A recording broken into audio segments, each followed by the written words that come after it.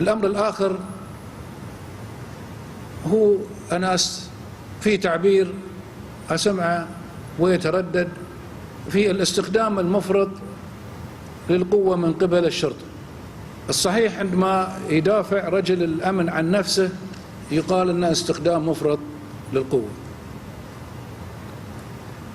لكن أنا ودي أستعرض معاكم الشهور اللي طافت وكيف كان تعامل رجال الأمن. لو نتذكر أن بدأ الأمر بأن في عنف في الشارع،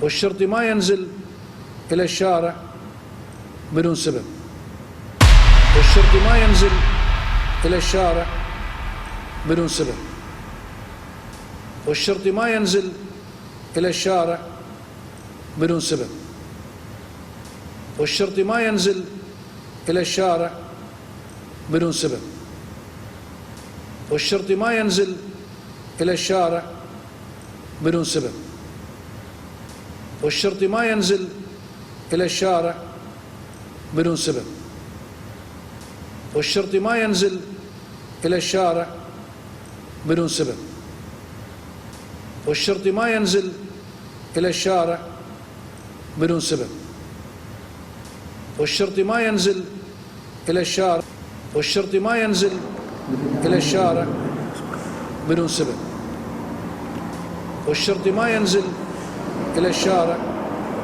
بدون سبب، والشرطي ما ينزل إلى الشارع بدون سبب، والشرطي ما ينزل إلى الشارع بدون سبب، والشرطي ما ينزل إلى الشارع بدون سبب، والشرطي ما ينزل إلى الشارع بدون سبب، والشرطي ما ينزل إلى الشارع بدون سبب، والشرطي ما ينزل إلى الشارع بدون سبب.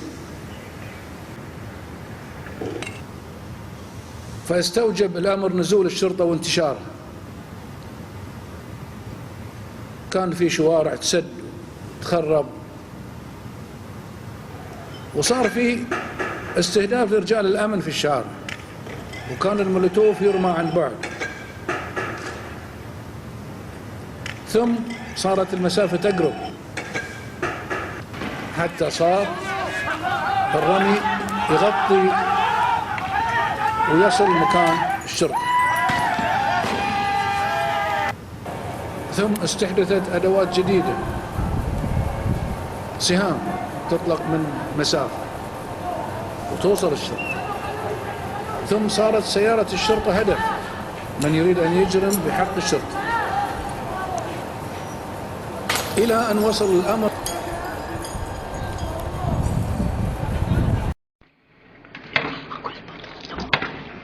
ثم صارت سيارة الشرطة هدف من يريد أن يجرم بحق الشرطة، إلى أن وصل الأمر في العكر وفي محلات وفي سترايا. لا، من حق الشرطي أن يدافع عن نفسه في إطار القانون، وهذا أمر ما أحد يختلف عليه. وكان في هناك تدرج واضح في التعامل، وكانت الشرطة تحاول أنها ما تصعد في تعاملها، والصحيح أن أخذ منا هذا وقت وجهد حتى نعطي فرصة للجهود الأخرى أن تضبط الأمر وتسيطر عليه.